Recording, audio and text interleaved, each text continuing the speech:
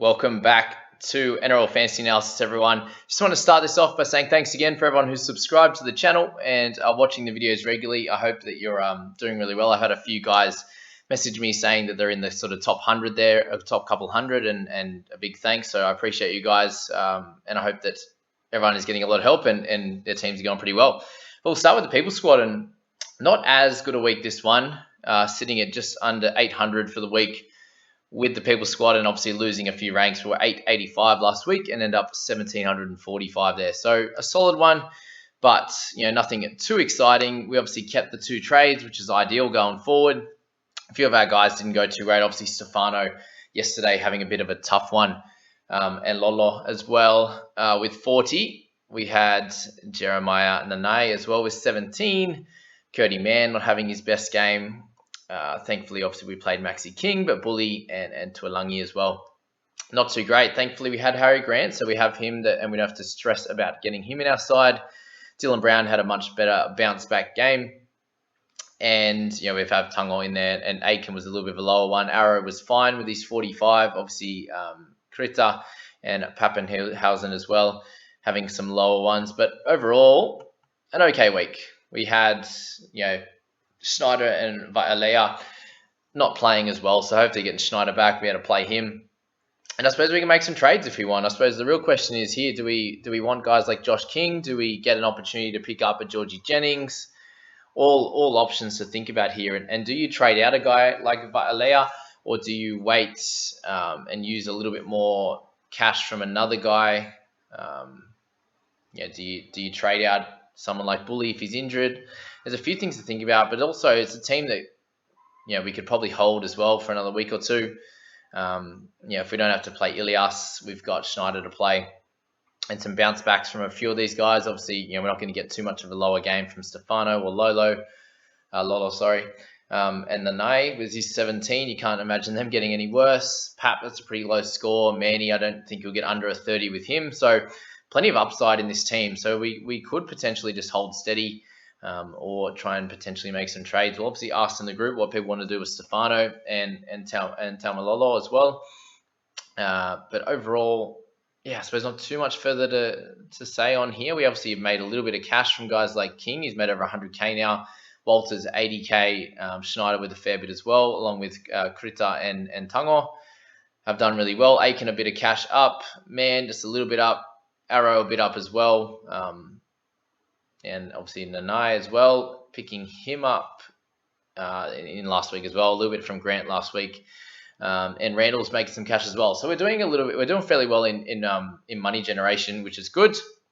But overall, just a few question marks there. And let me know if you think we should make any trades in this squad. Obviously, there's a few potential candidates to take out and a few guys to potentially bring in. But we'll look to Teamless Tuesday for that there. So that's the People Squad. The biggest one here is going to be our next one. The head-to-head squad had a big score this week, hitting in the mid 800s, just under 850 there, and have ended up with an overall rank of 171. So absolutely amazing start for this squad here. And you see Damien Cook with 53 was solid. The biggest ones here was obviously Benny Hunt and Burton in our halves, doing a lot of the heavy lifting. And then being able to play guys like Walters, Hetherington, getting 30s rather than the 17 that Nanai got. We don't have him in our side at this point. Obviously, Leo Thompson's 45 would have been nice, but at least we get his little price rise. But just overall, a pretty solid team without having Aiken, for example, who got 40. We had Bird instead, an extra 7 points. So the only real downside, apart from those cheapies, is the Kurt Mann and Crichton combo there. If Crichton gets a nice try in there somewhere, which he's very much likely to get over the next few weeks, then this team could go a lot better. And of course, the head-to-head team is sitting there with the best overall rank. It just is completely standard, isn't it? Standard practice. But this team didn't make any trades either last week, and have ended up with a beautiful position. I've only been in this position once with my main teams. Obviously, I'm not counting this as a main team. This is an experimental team, the head-to-head squad. But pretty cool to be in this position. And I suppose now the real goal is how long can we stay in this position. And I've spoken a lot about the kind of position you can, if you get yourself in a nice starter position, it should be very, very difficult to lose that spot. If you're making good trades and not chasing points, then it's very easy to maintain that strong position in the top 500, for example. You've got guys that are making cash, obviously, because they're scoring well in your side.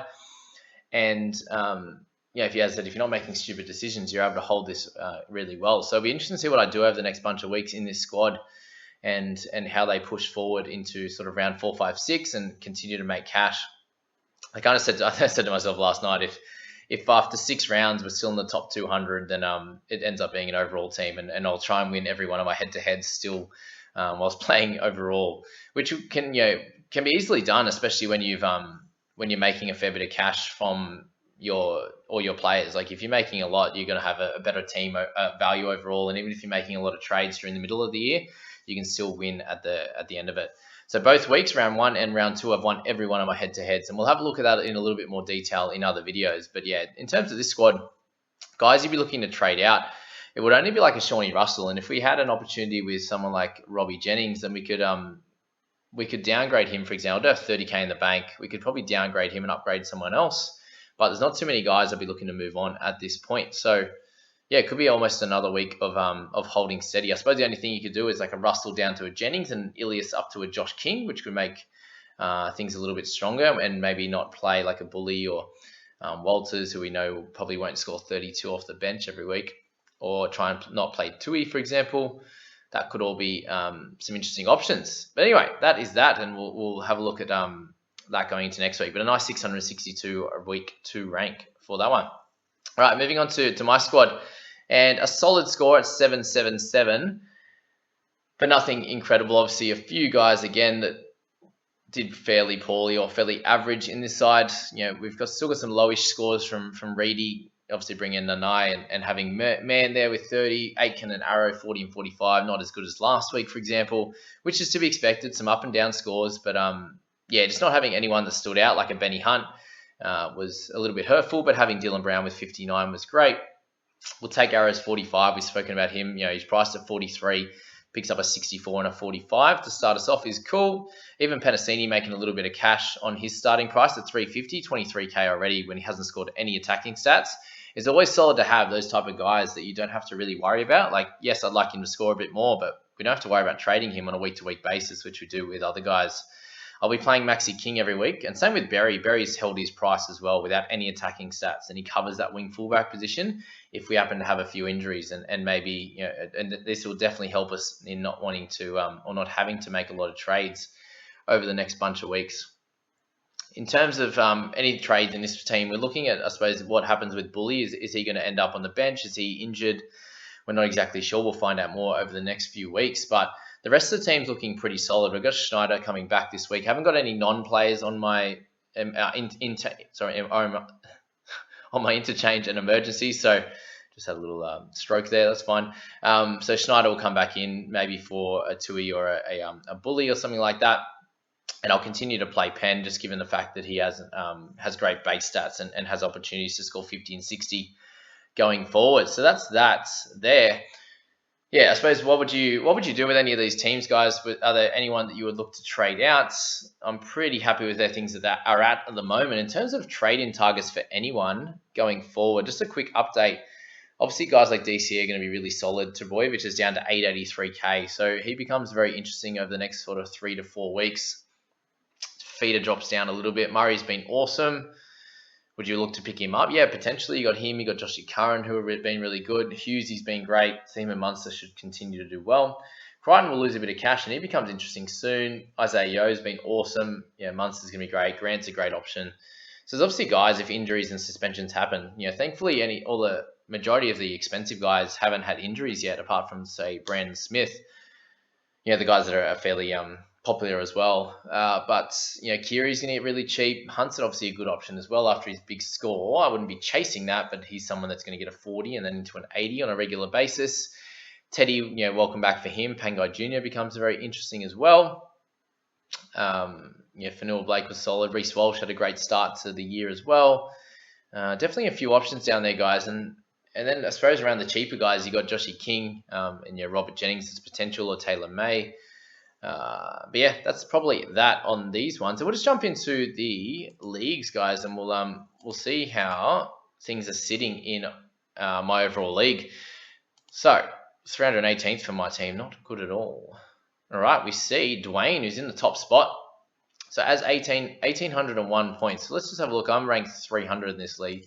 1,801 points compared to, okay, it just went back to my head-to-head, the people squad. It went back to when I refreshed it because I got the 3 open.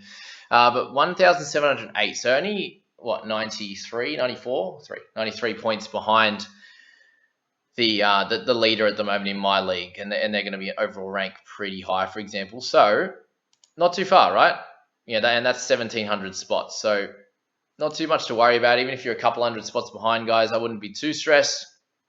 But let's have a look at Dwayne's team. So we've got Dwayne, Rob, and Danny. So remember, guys, if you had joined my league over that first round and you have an opportunity to win some prizes, obviously hang out with me as well. So actually met one of the guys that watches the video, a couple of guys I met that watch the videos at the Sharks game, which is really cool. Got a photo with one of them, Ryan. So shout out to you. I want to see that photo soon.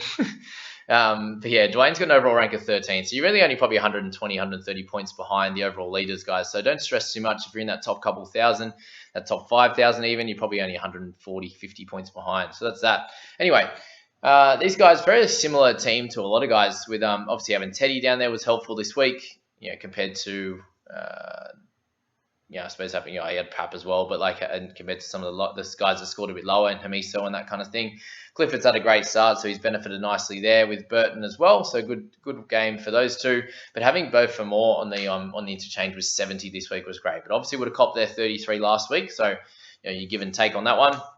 Has 2 injury, or one injury in Vitalea, and Schneider will come back. So pretty normal team, right? It's just that a couple of good scores this week with Teddy for more, and Clifford and Burton just brought him above the pack there. But yeah, it just shows you, even holding Fafita, who hasn't had an incredible start. He also hasn't scored too far under his break even or under his average from last year, what he was priced at, with the reduction in tackle bust for example. But having Nanai there was obviously a little bit of a hurt for him, but he's and Tuolangi, so just doesn't have Bullymore, which is interesting. So yeah, you can see that it only takes probably one bad score from one of your players that are pretty well owned or pretty highly owned to really drop your scores and increase someone that doesn't own them. But if they happen to get a 50 or 60 and they're really cheap, then that would hurt this type of team. But that's Dwayne, and we'll have a look at number 2 as well in Robbie, getting 840. So this team has Grant in there, Eli Katoa as well. DCE's been really solid, which is great, but had Bully in this team. But again, Joshy King was a nice pickup, and that saved a bunch of people this week. Instead of playing someone that got 20 or 25, 30, you pick up King's 48. So there you go. That's the I suppose the top few guys. We've got a 909 from Danny K, which we may as well look at as well. In this one here, we have Bowie as well, but Burton and Sexton is a good combination. Penasini solid in the centers, Teddy and Hines, King, Joshy King and Max King on the bench as well. So again, it's only a difference of a few players, guys, and all it takes is for one of your pods or one of your players that's probably a little bit less owned to do really well, and you could have an awesome week and thunder up the rankings as well. So there you go. That's the top 3 guys in my league. And if I scroll down, let me know in the comments if you see any of your names. If you've made the top 20, I'll go down to. So shout out to all you guys for having an awesome start to the season, and I wish you luck going forward into round 3. So anyway, I hope that you've taken a lot out of this video, and it's probably helped you with a few guys that you may be tempted to move out of your side. Obviously, you have a pretty low scoring week, but it's also probably a good idea to think about holding a bunch of your guys too, especially if you use a couple of trades in that first one. Yes, change things if there's injuries, like if Bully's out, for example, then we'd probably look to move him on with Schuster coming back in somewhere time in the next month. But overall, it could be another holding week when we've got a few cheaper guys scoring well and a few keepers that we probably need to give another chance or two. So there you go, guys. That's this video. I hope you enjoyed it, and we'll catch you in the next one, guys. See you later.